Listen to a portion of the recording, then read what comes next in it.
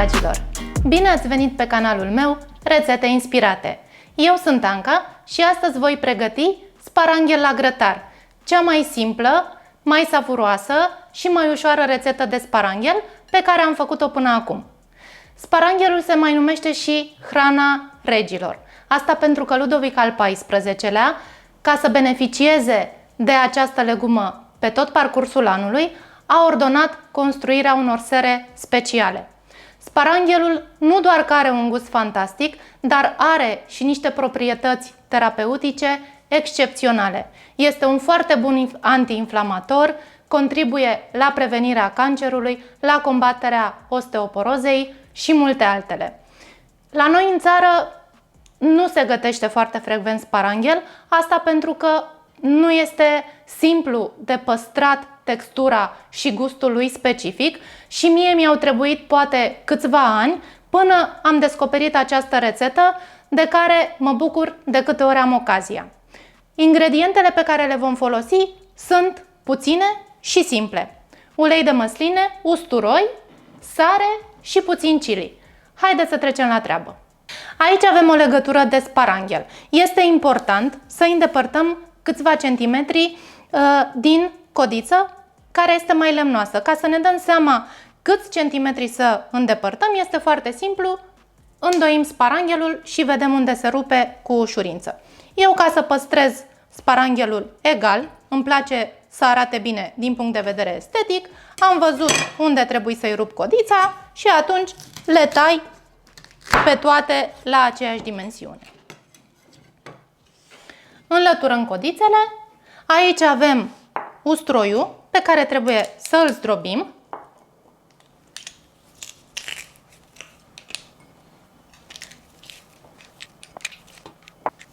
Acum punem sparanghelul într-un vas în care să încapă. Vedeți că acesta este puțin mai mic, așa că îi mai tai puțin din codițe.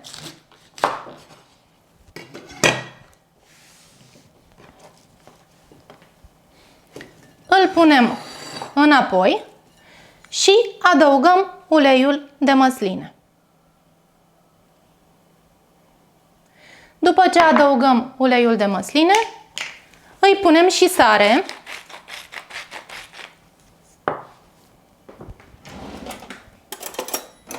O să iau 2 furculițe să-l amestec puțin.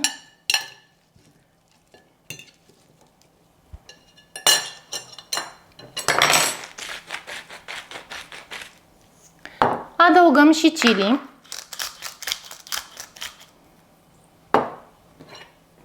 Fiecare adaugă în funcție de preferințe, dacă îi place mai mult sau mai puțin picant. Amestecăm în continuare. Adăugăm usturoiul. Iar acum vine partea interesantă în care trebuie să masăm sparanghelul, astfel încât usturoiul să se distribuie cât mai bine pe fiecare fir de sparanghel.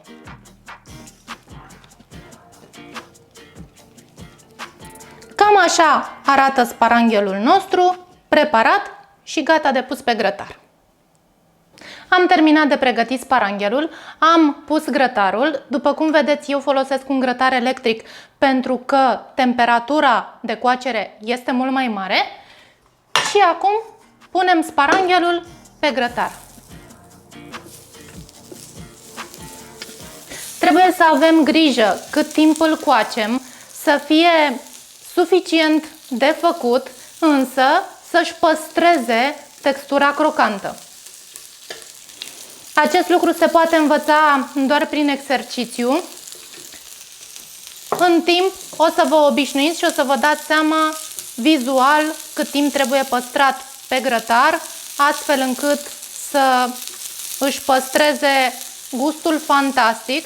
Și ce este important de știut, proprietățile benefice pe care le are se păstrează preparând sparanghelul la grătar. În momentul în care îl fierbeți, el își pierde foarte mult din proprietăți. Am întors sparanghelul pe cealaltă parte, vedeți că deja a început să capete o culoare foarte frumoasă. Se văd dungile de la grătar, arată foarte apetisant, însă va mai dura câteva minute. Probabil undeva la 10 minute sunt necesare pentru a pregăti sparanghelul, dar așa cum v-am spus, totul ține de experiență, de gustul personal, astfel încât să avem textura și consistența pe care ne-o dorim. Sparanghelul nostru este gata. Vedeți că și-a păstrat culoarea verde, deși s-a rumenit foarte frumos. Codițele le orientez spre mine și o să vă arăt acum un lucru foarte interesant. De ce fac acest lucru? Vedeți un cerc alb în mijlocul tulpinii de sparanghel. Asta înseamnă că și-a păstrat textura crocantă și acum îl putem scoate pe platou.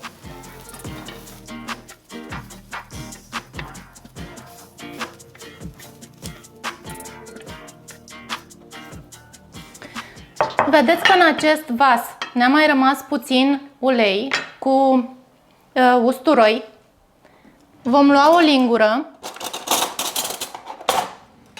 și vom adăuga acest amestec de ulei de măsline, usturoi, chili și sare peste sparanghelul nostru proaspăt gătit.